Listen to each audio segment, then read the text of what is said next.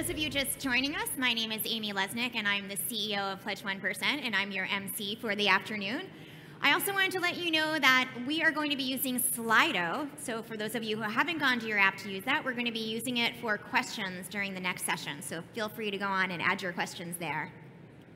So the next session is a really exciting one. It's called Investing in an Innovative Future. The developed world is now healthier and wealthier and better educated than at any point in human history. Human talent and commitment to technology have driven unprecedented economic growth. So how do we keep this going and invest in an innovative future? Please join me in welcoming Duncan Hooper of Euronews, along with Yossi Vardi, the chairman of International Technologies, and Pledge 1% member Jager McConnell, CEO of Crunchbase. Thank you very much.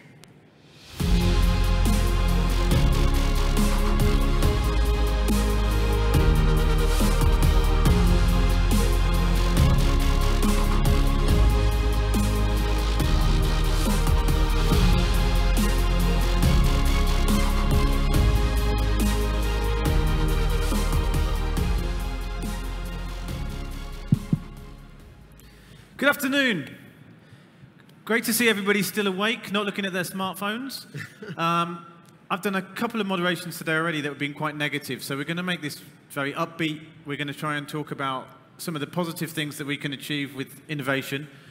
The Slido questions are on, so please use your apps and send in some questions. I'm going to allow at least 5 minutes at the end to do that. If we don't get enough questions, Yossi's going to do karaoke. Well, so nice. That should be an incentive for everybody. So where are we in the innovation space at the moment? How positive, how optimistic are you both about how well we are bringing through new ideas and how much difference they're making to the world? I mean, from a scale, intensive care at the one end, Olympic athlete on race day at the other, how excited are you about the innovation space right now? I mean, I'm obviously very bullish on it. I'm super excited about it. There's a ton of funding going in, something like $350 billion in the last year. So a lot of funding, and that means that there's a lot of ideas getting funded. There's going to be a lot of crap as part of that, but there's also going to be some really good ideas coming out of that. So these are the innovative times. Like, we were going to look back at this probably in 20 years and say this was the golden time of innovation and funding, because that's what's happening. We've never had more funding going into the ecosystem until now. Yossi, as optimistic? Yeah, I share the same sentiment, and the best proxy. Look what's going on here. We are now 70,000 people, 70,000 brains, which are thinking about how to push this industry farther. And next year, maybe the 70 will become 120. So I know it sounds as a cliche. I really believe that we are just in the beginning of the whole process. There is so much more to come. The internet in the beginning was a way of communication. Then it became an industry. Now it is a way of life. And very soon it will be like part and parcel of ordinary life. And this means more industries, more people, more offering, and also more problems and more challenges. One of those challenges that was brought up right at the beginning of this summit by Tim Berners-Lee was the role of big tech. And he said big tech really needs to move aside, open up more space on the web for smaller users, more different points of view, more variety. Jager, how problematic is big tech in the innovation space? Do you see it as something which really stifles opportunities and eats up the possibilities for other businesses, or are they actually bringing many ideas through and providing an opportunity themselves? Yeah, it's a great question with not a super clear answer. So when you think about big tech, like using Google as an example, right? No one can do AI probably as well as Google can, because it requires compute power and it requires a huge amount of data. Two things that Google has more than any startup possibly could afford. Yes, there's a place for startups to do better algorithms and do improvements on that front, but Google will win there, and that innovation is going to come from them. Thinking about things like translation engines, they will do a great job of that, probably better than anyone else can. On the flip side, though, there's a lot of companies that want to be innovative. So they go and tell a story, and they make sort of a fluffy marketing vision about how they are competing in the space. Again, think about every big company, and they have an AI story from Watson to Einstein to Siri to Alexa. Like every big company has some sort of AI thing. And some of those are a little bit more vaporware than others. So what they do is they go and buy little companies to go and fill the gap of what they said they could do, and then they buy companies to go and solve it. That's great for the founders, but it's not very good for innovation, because those companies often get killed when they go into those big companies. They actually don't know how to integrate it. It doesn't work with the technology, so they just sort of eliminate it, so it never became competitive. And that's not healthy. So it's a double-edged sword. Yeah, on the other end, because of software as service and on things on demand, many big companies are creating very heavy developments, but then they avail it to small companies as service, like Amazon Web Services and the equivalent, which really open up the opportunity to many small people to join the innovative crowd by using the services. You know, I joined the internet in '96. You couldn't create an application without spending at least $3 million by the time you put the servers and the office and the developers and everything you had to develop. You didn't have components, you didn't have APIs, etc. All of it was developed in the last 22 years, 23 years. Today, what took $3 million to do then, you can do today for $30,000. So this sword has, I think, two edges. I mean, one of the questions I just saw come up from our audience is, big companies, okay, they can afford to innovate. Startups, they innovate by nature. Is innovation possible for small companies? I mean, Yossi, do you see that being as something that small companies can be really good at, or should they even not bother and let the big companies and the startups innovate? I think small companies have a crucial role, because if you look from where innovation is coming today, you know, 20 years ago, the paradigm for innovation was NIH, not invented here. If you were a small guy, you finished the university, you had a great idea, you had to go to AT&T or General Electric or NIH or DARPA, and they would tell you, who are you? We have 5,000 engineers, so 50,000 go away. Today, this paradigm of NIH was replaced by FOMO, which is the fear of missing out, and I guarantee you that among the 70,000 people who are here, you have tens of thousands of people of large companies who are coming to see what's going on, because they had to come with the grip, with the idea that because of the lowering of the barrier to innovation, many things are being developed by small groups. And one thing doesn't yield to the advantage of scale, and this is innovation. Innovation is done in the brain of few people in the beginning. And then when you are building it up, you need more people. But to come with an idea, it's a big company, it's a small company, it will always be 3, 4, 2, 1, 6 guys who come with a brilliant idea and begin to pursue it. When you come to the scaling issue, it's a different story. Then you really need a muscle, you need finance, you need long-term sustainability and long-term thinking. But the role of the small groups never was more crucial, and they never had more opportunities than today. So it's not about size, Jager. What do you think does matter when you're looking at companies that can successfully innovate? What ingredients do you think the team needs to bring to be good at innovation? Yeah, I mean, I think you hear a lot about, oh, the team is the most important thing. It certainly is important. But often, and this is an underlooked thing, is the idea has to be really good. And the idea can't just be something you thought up and said, hey, I imagine a world where it has this thing. It's also the idea of how are you going to go and target a certain type of user? What is the specific user that you're trying to target? And what is your go-to-market strategy to get to that user? A lot of these pitches that I hear are around, you know, everyone wants my product, and that's great. But the reality is there is something lacking there in how you're going to actually reach those people. So an idea that's sort of fully baked is super, super important. There's other things too. I think diversity is super important when you're thinking about going and creating and innovating. A lot of people kind of kick that can down the road and wait.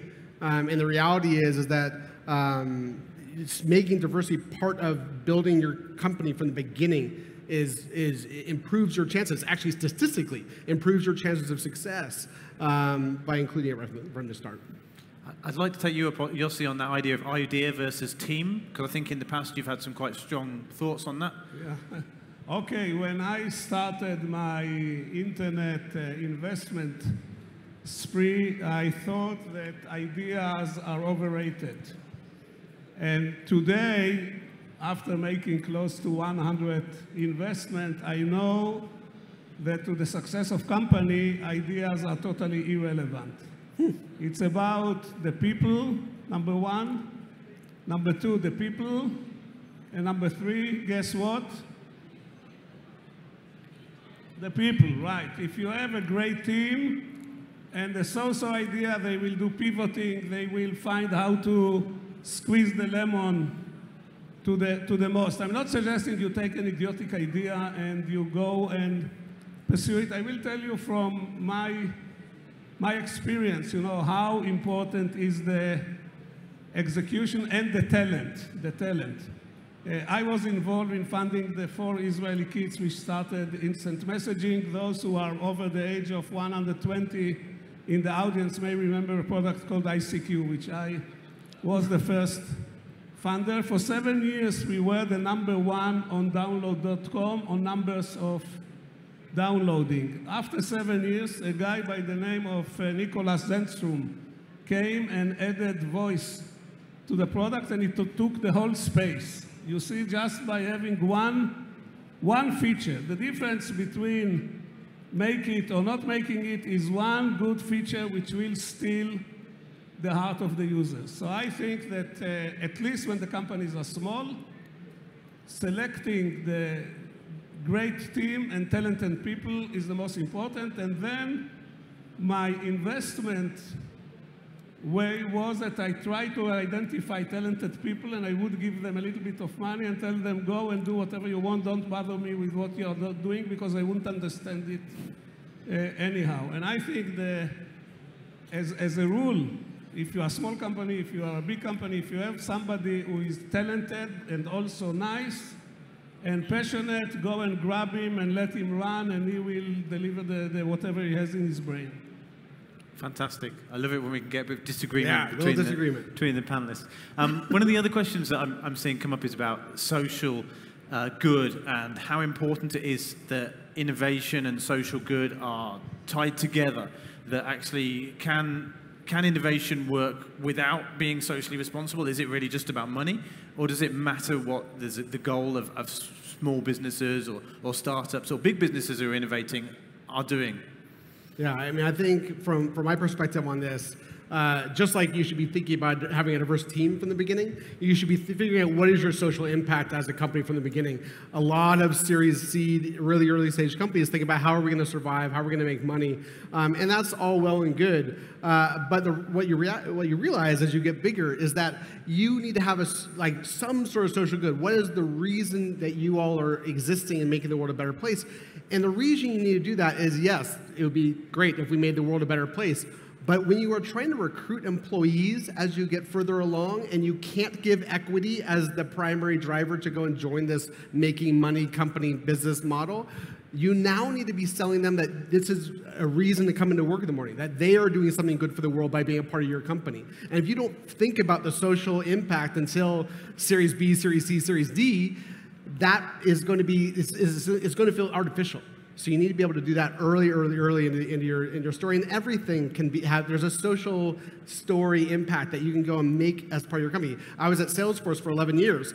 That's a CRM company. How the hell is that social good? But the mission internally was take that the money that we're making from CRM, and we're going to go and invest it into this foundation and go and do good things with it through the Pledge 1% model, right? So so that's something that we're being a part of. Other companies are being a part of that, and that helps you make a social impact, even if you are just making money on this side of the business. Yossi, for you, is social something that you can bolt on to a business, or is social something that has to be really embedded in the concept?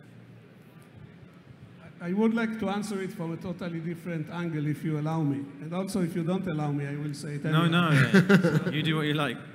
So I am impressed or amazed by the current generation of developers. You know, when I was developer, which goes many, many years ago, we were with our nose into the screen trying to develop code and to find the bugs and make it work. You know, we didn't merge the work with the social responsibility. You know, if we wanted to be involved, we wouldn't do it through the work.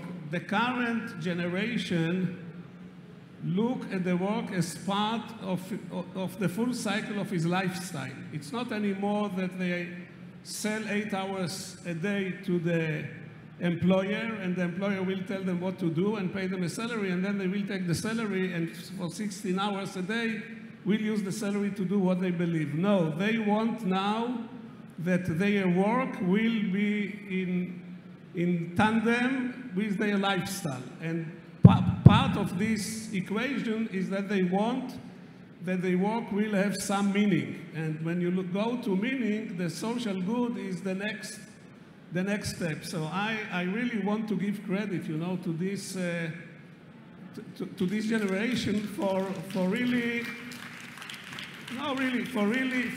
doing it sincerely. You know, it's not a coin of speaking. You know, in terms of speaking, they really want to see that what they are doing is meaningful. And the reason is very simple. You know, all the researchers on happiness show that if you are doing good things, it makes you personally happy. So everybody benefits.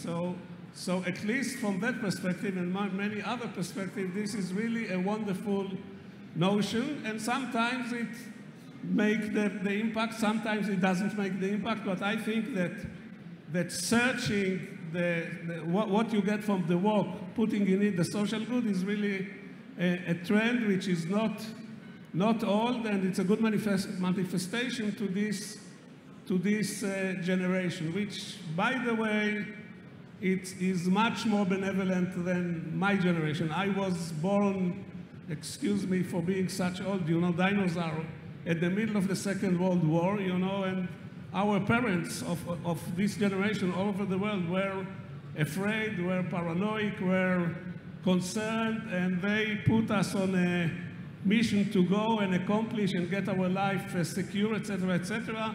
Current generation have much wider agenda. People are more tolerant. You see the way, just one thing, how people are treating today people from different genders compared to my generation. You see it in the social good. You see it in so many other things. So this is really something which is very, very nice and very positive.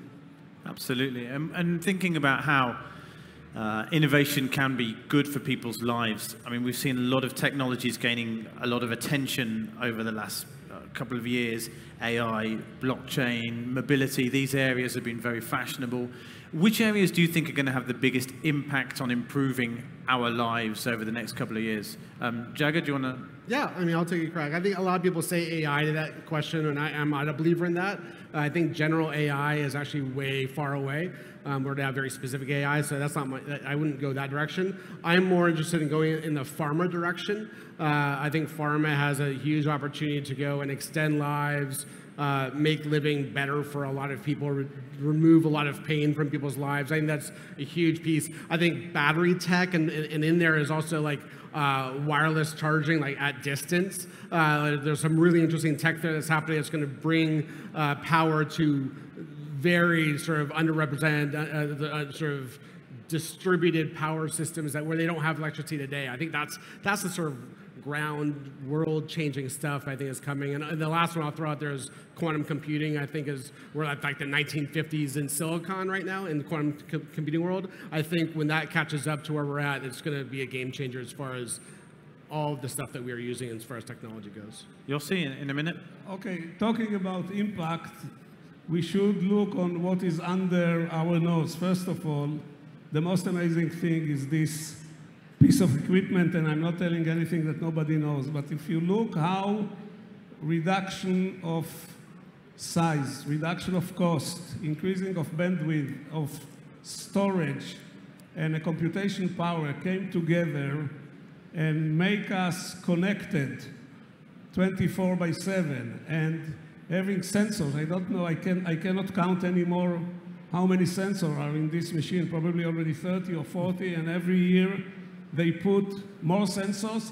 And these sensors used to cost, not many years ago, you know, a GPS used to cost $20,000 to put it. If you had a boat and you wanted to put GPS, you had to pay $20,000. Now it costs less than $1. This is, I think, is the big promise. And then it will be manifested maybe in AI, maybe in mobility, maybe in autonomous car, which will reduce accidents and also will create a lot of problems like cyber and hacking and stealing identity, etc., etc. But the impact I see is this machine becoming more and more connected, more sensors, more involved in the life, hopefully for good causes. I'm not sure that it will be only good causes. And other than that, I need to ask you what blockchain is really good for, because I still was unable to figure it out. There's one other question that I did want to tackle, which came from the audience, which is just going back to something you said, Jager, which is we are an all-male panel. That comes across. I think you mentioned that that's not great in innovative businesses to have a panel which doesn't represent a diversity. I know you've talked about this already today, but perhaps for this audience here, just in a minute, what can we do to improve diversity in innovative businesses? We say that it's a good thing. Are there a couple of steps which are obvious things that all companies that are looking, or startups are looking to do? Yeah, it's not just gender diversity, but age diversity, geodiversity. There's a lot of different kind of diversity you should be thinking about. I mean, I think every person needs to look into themselves about how to do and how they can make an impact. At Crunchbase, we actually have a whole sort of team internally trying to figure out how to get underrepresented entrepreneurs to get more visibility. We're thinking about going and doing our own accelerators to go and with that focus. And really our mission is to go and essentially let the ideas from anyone get discovered on our platform by investors, by partners, whoever it is that might make them successful. All of that is part of actually that social good stuff that we're talking about earlier. That, as well as actually living it within the organization ourselves. So looking at what is, in this case, gender diversity on your executive team, but also down to the IC level. Like all of that stuff are things as a CEO that you have a massive impact on. And if you make it a priority at the beginning of your company instead of at the end, it's a lot easier. Salesforce had to pivot 10 years into its existence to focus on that, and it was a very expensive and hard and difficult thing to do, and they should have done it, and they did. But as a startup, it's relatively easy, and I think those are things that we should do, especially as a CEO. And then I talk at things like this, and I go and I'll do panels. Like all those things raise awareness, and you have those debates so you can convince people that it should be a priority to make that good in the world. Fantastic. I'm afraid it's some bad news that there's going to be no time for the karaoke, Yossi. No. Perhaps we can. Oh, wow. We can see it. That was the karaoke. We can see something a bit later backstage. But thank you everybody for your questions. Thank you so much to the two panelists. I've really enjoyed this session, and I've certainly learned a lot myself. Great. Thank you. Thank you. Awesome. Pleasure. Okay.